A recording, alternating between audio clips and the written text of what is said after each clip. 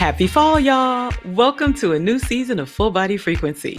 For those of you who are joining us for the first time, Full Body Frequency is the podcast talking fashion and beauty, art and culture, health and wellness, travel, and love in celebration of the lives of fabulous, full-figured, fat, plus size, whatever you want to call us, women everywhere. And we also celebrate those of y'all who love us. While you're here, don't forget to like, subscribe, comment, and share. With the pandemic, many of us are spending more time at home. Some of us have turned to gardening for a myriad of reasons. Some of us are avoiding grocery stores, others fear food shortages. Others just enjoy feeling at one with nature, with a little bit of dirt between our fingers and toes. Some of us are gardening in backyards, others on balconies, some in windowsills, and some are eking out growing space on our kitchen counters. Even if you've never been a gardener, my guest Conya Gilmore covers everything you need to know to plan, plant, and harvest that which can nourish and beautify your body from the inside out. We'll be discussing her new book, Beauty by the Seasons, Grow, Gather, and Heal with Wisdom from the Ancestors. Here we grow. Conya Gilmore, welcome back to Full Body Frequency. Thank you for having me. It is such an honor to be here with you today. I'm super excited. Good. I'm excited to have you back. Now, the first time you were here, you spoke about the importance of beautiful undergarments and lingerie. Now you're back to talk about your latest venture, Rooted While Rising, and your first book, Beauty by the Seasons. Your background is so interesting. You grew up in Southern Virginia. You worked for Janet Reno, the first woman to serve as U.S. Attorney General. You pivoted to work as a designer for a high-end clothing company. And in between all of that, an education at Howard University. So in addition to that, you've actually explored the world. Now you're an herbalist and a yogi who's literally returned to your roots. What inspired this return? What is Rooted While Rising? And how does your book, Beauty by the Seasons, figure into all of this? I would say that it was life. There was no one thing that made me decide to return to my roots or write the book. It was a multitude of, I would say, my whole life, specifically a little over a decade, maybe 15 years of just living in DC, living in LA, living in New York, traveling the world. And also, as you get older and your elders pass away and you kind of get older and you rise up to be like a junior elder, let's say, things that you were not interested in before become more interested. And the more that I return to doing things that I enjoy doing with my elders when they were present, I found that me able to speak with them more, whether they were here still on this earth or if they had left this plane. And the more you talk to your elders and your ancestors, you remember. There's a great remembrance that happens in your body and your whole energy. I was on the corporate track and that's where I was ready to go. But year by year, my ancestors kind of brought me along kicking and screaming until I was happy and content to do this work. But it was not overnight. It was definitely beautifully slow. And I've had lots of teachers along the way and very fortunate and blessed for that. So basically just being with family, having experiences traveling and realizing how much we are alike. We all want to be loved. We all want our families to be safe and happy. And having instances throughout my life over the past decade where I had to tap into my traditional medicine that my family and my community is a part of to heal myself because Western doctors just were not able to do it. And the more and more I opened my eyes and was like, okay, yes. Yes, Grandma, you were right, The call is hard. The call is hard sometimes. Talk about some of those activities that you did with your grandparents and your great-grandparents and aunts and uncles and parents. Oh, yes. I mean, just simple things, and I even have it in the book, which is one of the reasons why I wrote the book. A lot of times people make healing, they make meditation or ritual seem like something that is so not a part of us. Mm-hmm. And really, it's your intention behind it. And one of the things that really helped me in this work was recognizing that so much a part, and I want to say everything about my life growing up was a part of ritual. And so things like watching my grandmother in the morning with like how she cared for herself Mm. before she began the day of caring for everybody else, setting aside that time to like have her morning coffee before the rest of the house woke up, get her mind together and read the paper, that type of thing. The Mm-hmm. way that my grandfather did the same thing, but in a different way. He got up every single morning and he would go, and this is before the sun, was up, and he would light all the fires in all of the rooms throughout the house. Mm-hmm. And then this is before they had indoor plumbing. And he would Mm. go out and he would pump the water and put the waters on the stove so everybody would have water to, wash up. And my grandmother would have water all ready to go to cook. And she didn't Wow. have to worry about like lighting the fires or anything like that. She never came into a cold kitchen. And that was super important to my grandfather, that she would never walk to a cold kitchen. But, when you think about that, and one of the things that I also thought about that, and I put it in the book, is chop wood, carry water. Mm. Mm-hmm. When you're stressed and you don't know what else to do, for me, it's when I feel overwhelmed. I think back to those mornings of my grandfather and I'm like, chop wood, carry water, Conya. Just chop Mm. wood, carry water. Mm-hmm. Do what you can, what you have in front of you, do that, and everything else will fall into place. The answers will come to you as you move, as you get the blood pumping and get the muscle memory and moving along. And I think a lot of times we don't think about those as being rituals. We don't think about those as being lessons, life lessons that are just irreplaceable. Absolutely. And I think about, you're talking about rituals, and I think about washing dishes. I think Mm-hmm. about taking a shower. I think about just getting outside of my head, going for a walk. There's so much that you can figure out. Like you said, when you just get moving, you start to do. That's the important thing. Well, my guest today is Conya Gilmore. Her new book, Beauty by the Seasons, shares recipes from summer peach ice cream to beet rooted cream bronzer. And all the recipes in this book are invigorating and use garden fresh ingredients. In addition, the book includes family stories and poetry to encourage you on your self care healing journey. Now, Kanye, you contracted the coronavirus early in the pandemic, which for some of y'all, we are still in the midst of because some of y'all don't act like it. But you left New York City to return home to Virginia to quarantine and to heal. And although you and I aren't medical doctors, share that story and the protocols you developed to survive and heal from COVID. Mm, yes, and also, disclaimer: everything's going to be different for everybody, Mm-hmm. because we have different bodies. Bodies are at different places. I just went into a place that I just knew that I could heal myself, and I talked to my doctor. I have a good friend that's a nurse. My mom's a nurse. We kind of like developed a little team and they checked Mm-hmm. in on me every day, sometimes every 3 hours to check in to see how I was doing. And I also did record.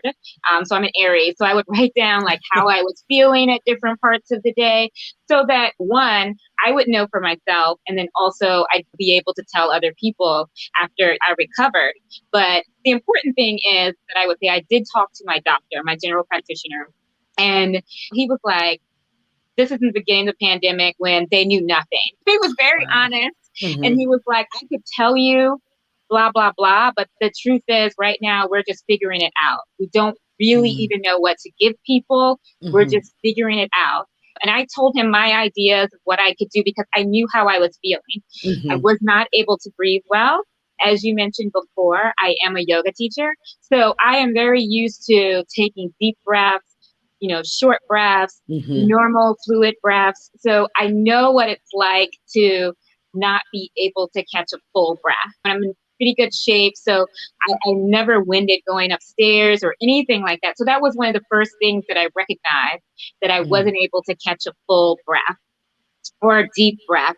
And then it became painful. It hurt to actually take a breath. It was like someone was stabbing you in the back and then taking the knife out and stabbing you in and then taking it out. So I knew intuitively that I needed to change my environment. Also, what I was taking in. It was winter. It was cold. Thankfully, because I knew what was going on in China and I was paying attention to what was going on in the news, I had already started myself on a reishi mushroom regimen. So that was already bolstering my immune system. So thank goodness for that. And then also there's other herbs that I drink. So for example, if I do have a cup of coffee, which is good, but most times I have herbal coffee. So my immune system was already in a point that it was ready to fight this. So I use pine needles, I use cedar, I use what was in my environment, and then also medicine that I have on hand. So I also have an elixir that I have for wintertime for people to take that features cedar. But I also have eucalyptus. So I took showers, I did face steams, everything to clear up the lungs and to help the healing process in the lungs. I have salves that I use that have cedar in it. So, you know, you think of your grandmother when you were young, you know, or giving you cod liver oil or whatever. I thought a lot about that. So since I wasn't really able to move a lot because I was very weak, I had time to really sit with myself and think back to what my grandparents, my grandmothers, and my great aunts and so forth, what they did when we were sick. And I was able to really just channel and use my own experience also as to what would be good for me at the time. And so depending on the different stage of COVID that I was in. And so I'm giving kind of a long explanation because there is no one hit wonder. Right. I mean, I don't believe in like, you know, you take this one thing and you're good to go. No, especially for the case that I had. Like I said, I was very weak, and which was very out of the ordinary for me because I'm very athletic. I probably could not breathe well for a good week and a half to 2 weeks. And thankfully, my doctor had told me not to go to the emergency room or anything because at the time they were putting people on oxygen, and that would have been not a good thing for me. But instead, I was resting and healing my lungs slowly with the tinctures that I was taking, with the salves that I was taking, with the broths that I was eating, with letting myself take those slow, deep breaths, with the heat therapy that I was doing. And then also remembering the energy that you have around you is always very crucial and important. Absolutely. So sometimes you also have to change the energy, the magnetism that's in your room or that's in your house. Did that include unplugging electronic devices? Unfortunately not. Okay. I mean, that's what I tell my clients that they should do, of course. And that's what I would recommend. But at the time actually I should say, yes, I did, but not to the degree that I should have. I was kind of hard-headed, and that, as they say, you know, healers are sometimes not the best people to treat themselves. I definitely wish that I had completely unplugged, but I was still working basically with my laptop kind of propped up. And I was still laying down, and I had pillows all around me. I had aromatherapy going. I had jazz playing in the background. I had Nikki Giovanni on Audible. So I was listening to Nikki Giovanni. I was listening to James Baldwin. I was like, you know, listening to Nina Simone. Like all of that was kind of in the background at a low kind of hum, because that's the nurturing and strength that I wanted to like kind of permeate not just me, but also the walls that were surrounding me, everything that was surrounding me. I was wearing very warm, soft clothing. I was wearing cashmere scarves. So I wanted everything around me to be soft and what felt loving and empowering. So when I wasn't working, yes, I was no TV, no Instagram, no nothing like that. And I didn't even really read, but I did have books basically playing in the background, which you aren't always listening to, but your subconscious is. Right, right, know? right, right. So I mentioned a little bit earlier that you were a healer before COVID, but how has COVID changed your practice as an herbal healer and your connections to family, to food, and to lifestyle? Oh, I would say that it's changed it in every way, shape, and form. And the most important way that it's changed it is that I listen more. Mm, I have learned to listen. Oftentimes when people start talking pre-COVID, you're already thinking about how you can help them. hmm And post-COVID, and it's partially because, like I said, it was a good 2 weeks that I was out, but it took probably 6 months for me to fully get back to what I would say was 100%. So I would hmm say the ability to sit still, listen to people, not think about my own thoughts about what they need. So just listen to them and then ask them, how can I help? What can I do for you? What can I provide? Because a lot of times we already know what we need. Nobody ever asks us. Right. So, if you've just tuned in, you're listening to Full Body Frequency. My guest is Conya Gilmore. She is literally rooted while rising, and she wants to inspire you to begin or continue your journey to connecting mind, body, and spirit with her new book, Beauty by the Seasons: Grow, Gather, and Heal with Wisdom from the Ancestors. So, Conya, you mentioned your COVID protocols, but I think you want to suggest something to folks as we move forward. Yes, I would always recommend before using any herbs, especially that if you're not familiar with or anything that I mentioned, please reach out to me or an herbalist in your community. And if you don't know of an herbalist in your community, you can always reach out to me and Laura, and we can help you find somebody in your community, or I can help. Yeah, I was about to say, she can help you.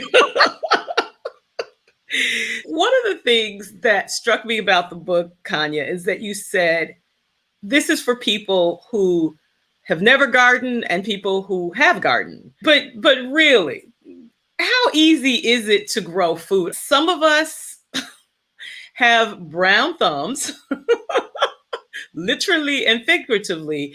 But what was it like for you to begin growing food? I would say anybody can grow food. Okay. I can do it. Anybody can do it. Even though I come from a background and a life of like growing up in gardens and growing up going and walking around farms and so forth, when I got older, it was kind of all of a sudden I was like, oh, what do I do? Where do I start? I don't Yeah. know. And this weird kind of, oh, I'm scared. I'm going to mess up. And it's like, you're not going to mess up. And even if you do, it's okay. It's a part of the learning process.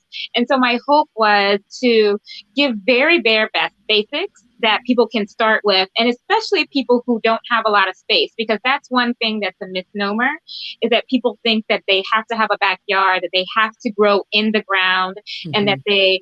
then they have to have a lot of sunlight. And that's not true. You can grow on your patio, you can grow on your balcony, you can grow inside of your house. You can start with a very small pot. You can start with a big pot. You can grow pretty much anything in a pot. So Hmm. yeah, you can grow tomatoes in a pot if you want. You can grow cucumbers. You can grow okra. I'm growing okra right now for the first Hmm. time, and I'm like so excited. I was like, I've never grown okra, but I love okra. So why don't I grow okra? Have fun with it. Start. I think I even mentioned in the book you can start with seeds so that you can see the whole process. But if Mm-hmm. you want also, you can buy some saplings from people with small little baby plant and plant that. And you can have them growing side by side. And you may decide growing from seed is just a little bit too frustrating because it takes a while, Mm-hmm. depending on what you're planting. You don't see any progress all at once. And then one day all of a sudden you have a plant that's growing. so it's just really your preference. But my hope is with the book that I give people enough easy ways to start and not too much information, because I also felt that when I first started and I was looking at books, I felt like this is a lot of information. I don't Mm-hmm. know Mm-hmm. where to start. I can't even start because I don't even have all that stuff. So I'm in New York. Where do Yeah. I get all that stuff? Yeah. Yeah. That and it's intimidating. Access and intimidation. So. Well, I mentioned earlier in the introduction that the fear of food shortages has inspired some folks to grow their own food for survival. But everyone has different philosophies about food. But what is your philosophy on growing food for joy and additional substance versus survival? I don't grow for the masses. I Mhm. feel like if I can provide for myself, my family, and my surrounding community, and if everybody does that, nobody will be without. So Mm. that also Mhm. means that I don't need to grow everything. I don't grow cucumbers because somebody else is growing cucumbers. Mhm. I Mhm. don't grow basil because somebody else is growing basil. But if somebody needs Vitex, they'll come to me because I have Vitex trees. Somebody needs roses, I have rose bushes, so they'll come to me. If somebody needs Mm. Tulsi, I grow Tulsi. I grow cayenne peppers. So I grow what I need. And sometimes I will grow things that I won't even necessarily harvest.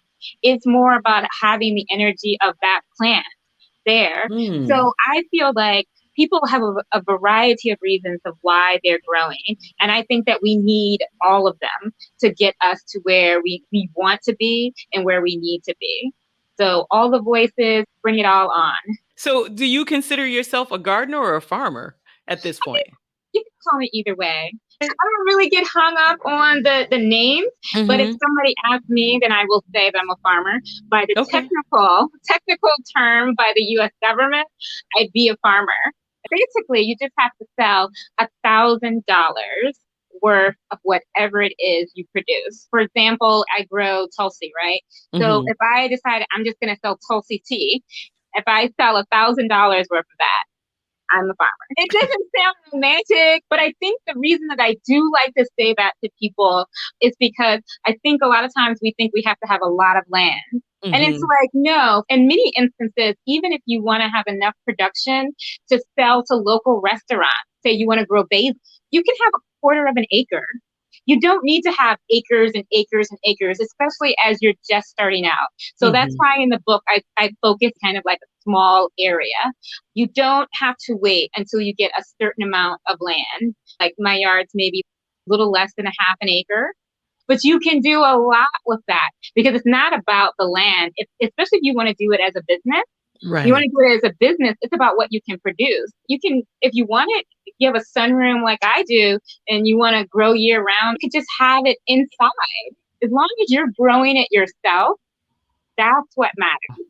Again, I'm inspired. I got my Aero garden during the pandemic. I got my microgreens a Yeah. going, and I've got to, well, I had them a going. I got to get them going again. But you just opened up a whole new world of possibilities for a lot of us. Good. I'm glad. Go have fun, people. Get some seeds and some dirt, and learn as you go. Start with one pot. There you go. One pot. One pot. Start with some okra. Okay. Now, what is Vitex?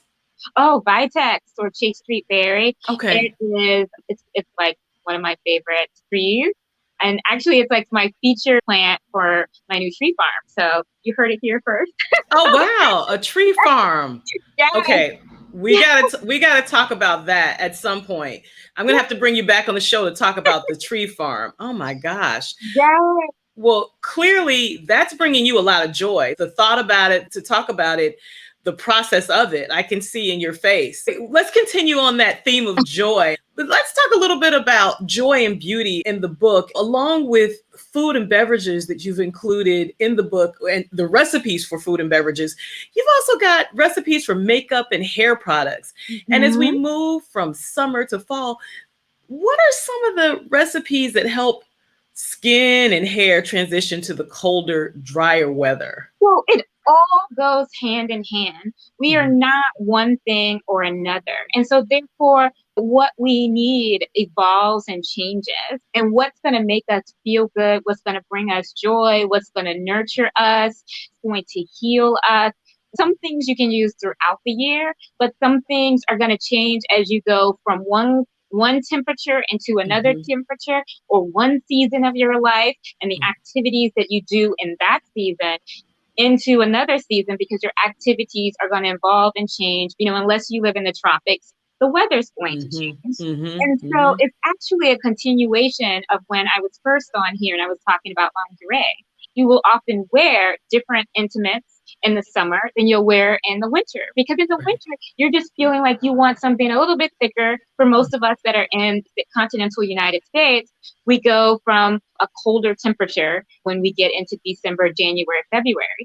So the same thing goes with what we're putting in our body and what we're putting on our largest organ, which is our skin. Mm-hmm. Mm-hmm. So it's all connected. And I think the more we see it being connected, the more joy we will have in doing these things for ourselves because we won't see it as something external. So as you think about us leaving summer, even though it doesn't feel like it, because I think it's going to be like 104 in Virginia today, really feel like summer's winding down and all. Right now, I've got spritzes that I'm using to keep cool and so forth. And when I get hungry, I'm thinking about like eating a nice fresh cucumber salad because Mm-hmm. my body wants more hydration. You need to be hydrated all year round, but in summer, it's even more important. Mm-hmm. So I'm wanting that are high in a water content, like watermelon. Like I want to eat chopped watermelon. I want to drink watermelon juice, Mm-hmm. like all of that. But as September and then October comes in, especially in Virginia, the weather starts to cool. The leaves start to change. We Mm-hmm. start to bring out the sweatshirts and the cute little scarves. And then Mm-hmm. that's when we're like wanting something like a nice little chai, or we Mm-hmm. want some kind of like, we want to meet up for latte. Like, let's go take a walk in the park and get a latte or something. We're wanting something that is going to warm not just their bodies from the inside, but think about the experience when you just yourself go for a walk and you're drinking a latte. And I have an herbal latte recipe in the book, people. So you don't have to Mm-hmm. drink Mm-hmm. coffee, you Mm-hmm. get herbal latte by yourself or with another person. Just that feeling that evokes from that, the smell of it that brings you joy. And I feel like for me, when I'm talking about this and I'm talking about the recipes with people and I start smiling and I'm like, if whatever it is brings you joy, it is okay to Mm-hmm. let that be known to yourself. Mm-hmm. Feel it. Let Mm-hmm. yourself feel it. Sometimes we are so like, gotta go, let me just get this drink. This drink is good, but I can't focus on that because I have X, Y, and Z to do. And my thought is no, stick with that. If it's 5 minutes, 10 minutes, give yourself that 10 minutes to recognize that you're drinking and enjoying this latte. And Mm-hmm. that could be the same thing with a bath. Mm-hmm. Enjoy or a shower. You're in the shower, be in the shower. Don't think about making dinner. Don't think about your kids are yelling and fighting. They're yelling and fighting. It is what it is. So take that 5 minutes and be in the shower.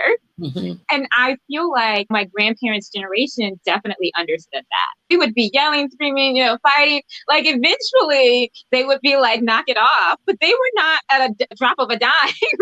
Like they were doing what they were doing, Right. like Right. whatever it was. And they were like, as long as you don't kill yourself or something, or if we got too quiet, then they would come and check on us. Right. Right. We live in a very heightened state of awareness. Mm-hmm. And especially as Black women, we are in a constant flee and fight state. And my thought is that I understand that. And it's going to Mm-hmm. happen throughout the seasons, throughout the year. But give yourself, as you have different stressors, because September, as we're going into the next season, school start. That's a whole different stressor than from Mm-hmm. the summer. Right. Same thing as we enter winter. We have holidays, family, kids are out of school. Whole other different stressor that you're going into. Snow. Especially if you're in Chicago. Yes, snow. And I Yeah. think when we start like taking just a little bit of time to recognize that and sit with it and be okay, then we're not so hard on ourselves. We think that we're supposed to do everything and conquer it all and not have any hesitation in the fact that we don't want to do it or that we're Right. tired. Mm-hmm. Like, no, Mm-hmm. you're human. So you're gonna you're going to get tired. You're going to Mm-hmm. not want to do things. Mm-hmm. Mm-hmm. Mm-hmm. That is totally normal. That's true. That's very true. And I was looking at your book and I was thinking like, there's so much great information here. And you list all the recipes by season. And then after the listing, the recipes are there along with stories about those recipes. And I found that really fascinating. And one of the things that you mentioned about your grandfather making sure the kitchen was warm and toasty for your grandmother so she never had to walk into a cold kitchen to prepare the day for you all, for the family. One of the things, though, that I read in the book was just the smell of tobacco and Virginia ham in that space that your grandfather had for himself. Mm-hmm. And you talking about taking your time, being present, all of that just harkens back kind of to my childhood. The smell of my grandfather's cigars, Mm-hmm. the smell of my grandmother's face cream. These are rituals that they engaged in. And I think we move so quickly. And I'm going to go back to the beauty and the hair products because I thought, okay, Conya's got these wonderful recipes, and I could probably create some rituals around not only doing my hair, but doing my hair with things that I've produced from items that I've grown. But then I thought, well, I could just go to the store. So, and we got plenty of natural products out there, this, that, and the other. However, there has to be something said about cost per use. And then also ritual, creating rituals for yourself in terms of self care. Cool. Yeah, I can buy natural hair products from Black owned companies, but could I do it myself when I make time? Not if, because it's not even, it's not so much if, because you can do it, but it's Mm-hmm. when you do it. Talk about some of the recipes that are in there for beauty, like relaxation, face mask, hair mask, shampoos, makeup. What you got in here? I mean, there's a lot. So, what are some of your favorites? I'm so glad that you said all of that and you mentioned all of that because a lot of the stuff that I'm saying now, I don't go into great lengths explaining in the book because I Mm-hmm. feel like, especially women, we read a lot already. And so True. we know a lot of this stuff. We know Mm-hmm. we need to take time. We know we need to do this. We need to do that. So I felt like I did not need to tell you in this book that you need to like take 5 minutes, 10 minutes. But I Right. felt like if I told a few stories, Mm-hmm. that you would remember just things in your own life and that would kickstart your own thought process of like, yeah, I can find 5 minutes. I can Mm-hmm. find 10 minutes. Mm-hmm. And so my hope also was is that I give you one, enough variety of recipes. But the key for me, and this goes back to the gardening aspect or even purchasing it. And I do Mm-hmm. recommend for people in the book to try to purchase from farmers, local farmers if they can, or their Mm-hmm. local CSA if they can. You'll kind of notice in the book that my recipes do not have a lot of ingredients. And that was Mm-hmm. very intentful because I don't know about anybody else, but I've opened up a many of books. It's like you have to buy so many different things, Mm-hmm. Mm-hmm. and I've been crafting these for decades. So it's probably literally since my teens through my 20s, through my 30s and so forth, and all the way up until today. And so Mm-hmm. I've been tweaking them here and there. And I was like, how can I choose recipes that if I have lavender, how Mm-hmm. can I carry lavender from spring through summer into fall? So that Mm. if you are going to grow lavender yourself and make that investment in time and money, there is in the book a variety of recipes, whether they're for your hair, whether it's a body oil, whether it's a food recipe or a drink recipe. There's a variety of different things. Same thing with rose. So even if you Mm-hmm. decide to buy from someone some roses, it carries throughout the book so that you feel like the investment in yourself Mm-hmm. is worth it. I mean, Mm-hmm. worth it in a financial sense because I want to be very conscientious about what things cost. and people's availability, because not everybody has the time to go scouring around trying to find a whole bunch of ingredients. At least I don't. That's how I kind of felt about it. And so I wanted to make sure they carried throughout the season. Now, as far as my favorite, there's so many that are like my favorite. I would say that off the top of my head, one of my favorites is my tea cake latte. Oh. And I put with the recipe, I put one of the quotes from the book by Neale Hurston in there. And so for people who are not familiar, and actually it's also my favorite movie, so don't anybody get mad at me. But I thought the movie was great. So, I mean, the book is really great too, but I really love the visual. The quote that I put in the book for that their eyes are watching God, I just knew that was going to go with that latte that I've been drinking for probably like 10 years. And because it makes me feel sexy. It makes me feel loved. It makes me feel like, let's go to a juke joint. Yes. All about it. COVID-free juke joint. Yes. Yes. You know, Saturday night, or it just makes you feel warm and just loved and loved on. Yeah. So, but as people might have something different, I'm not saying that that's what's gonna be for you. You could just be like, it's just yummy. But for me, definitely that. I would say also my chai tea that's named after my granddaddy's smokehouse chai. So that's in autumn. So that's coming up. And for summer would be my Lucy Spritzer. So, which I named after my little niece. Yeah, there's just so many great ones. I love my beet rooted, which actually I have a little bit on, a little bit of rouge. Okay. Come up a little closer to the camera. Let me see. I don't know if you can see it. I don't know. I don't have it on real dark. So. But you got a glow, though. You have a glow, for sure. Like I said, it's like 104 today. So I'm going to be...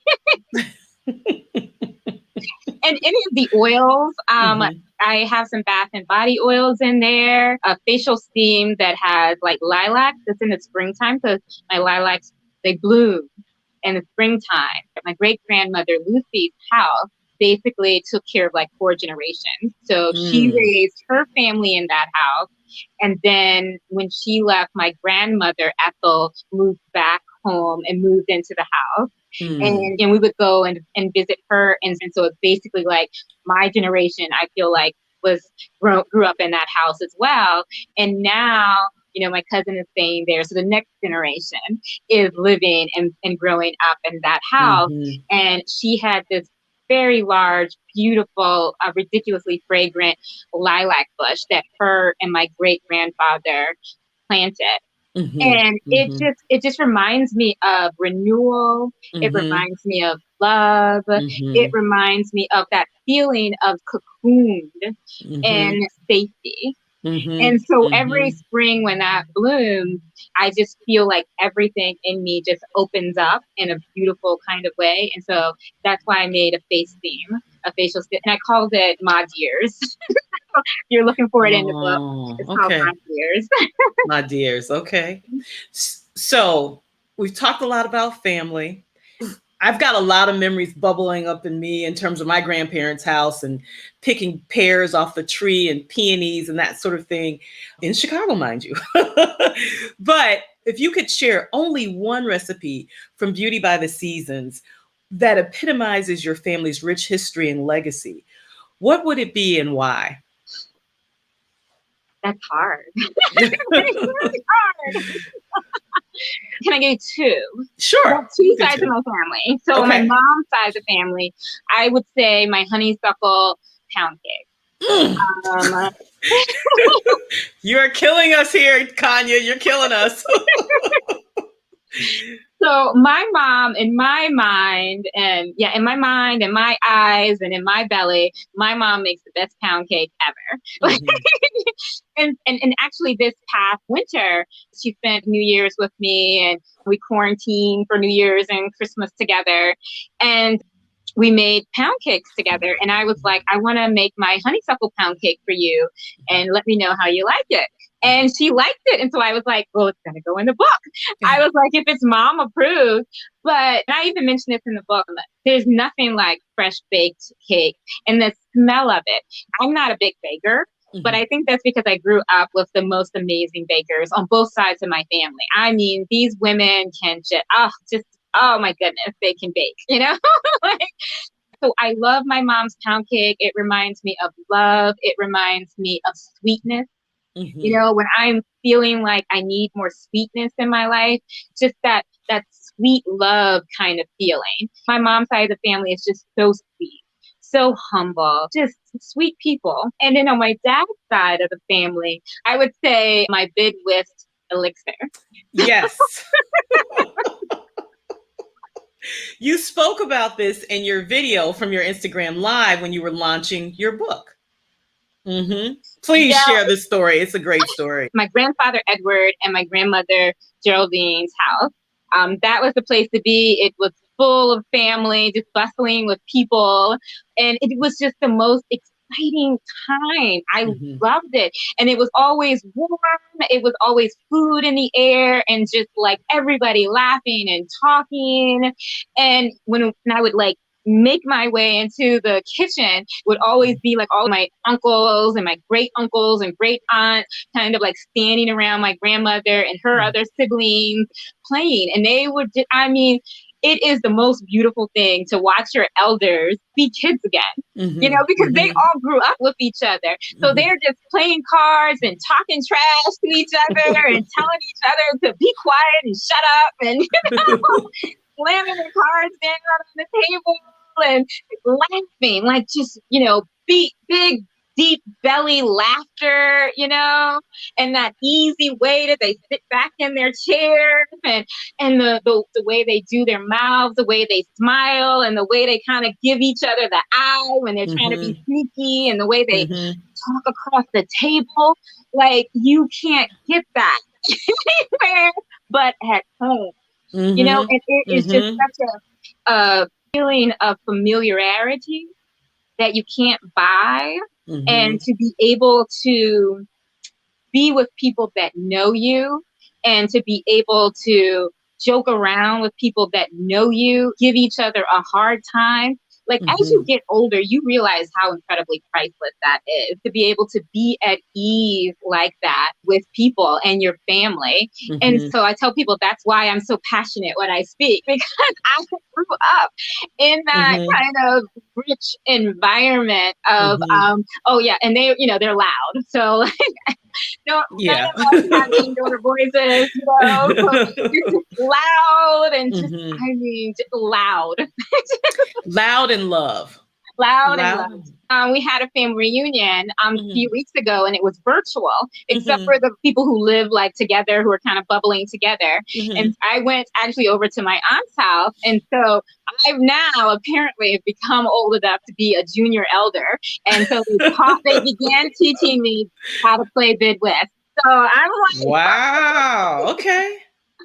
I'm so super excited. So like, it was really, really great to have them start to teach me. So yeah. But do you know how to play spades as well? Oh yeah. Okay.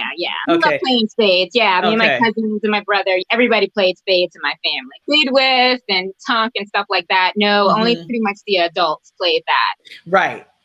Okay. All right. More culture. Speaking of culture, the highly rated Netflix series High on the Hog, which was inspired by Dr. Jessica B. Harris's book of the same name. In its first season, the series, and actually it's been announced that it will have a second season, which is absolutely wonderful. Yeah.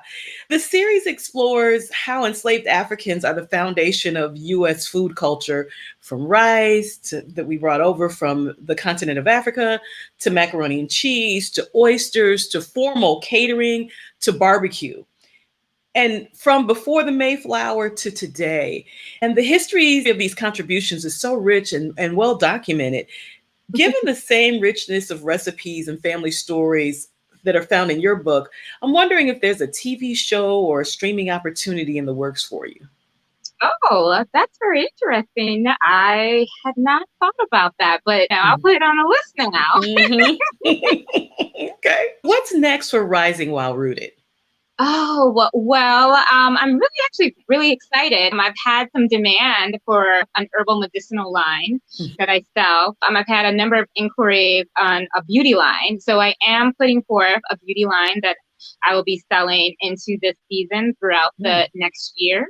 So be on the lookout for that. So if you don't want to make some of the recipes, some of them I will be selling, like the Cleopatra Jones bath soap, which I love. That's also one of my favorites.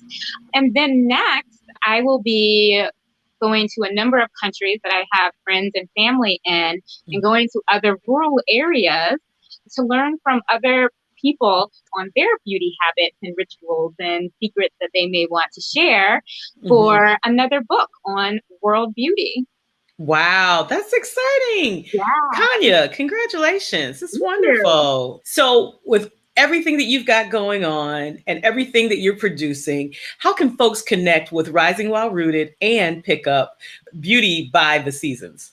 Right now, you can order Beauty by the Seasons on Amazon, and you can go to my website, which is www.risingwhilерooted.com. And you can also get in touch with me through the website. And I also have products on the website, and I also have additional services that are listed on the website. You can also reach me through Instagram. So, Instagram, we are Rising Rooted. And you can always just send me an email or DM me. All right. Well, Conya Gilmore, thank you so much for being back here on Full Body Frequency today. It's so appreciated you coming on and joining me. And this book is absolutely phenomenal. Again, the stories are incredible, the recipes are incredible. And it's time for us to indulge in some self care. It's not selfish, it's all about survival. Thank you. Thank you. Thank you. You're welcome. And until next time, tune into your own full body frequency where large is luscious living.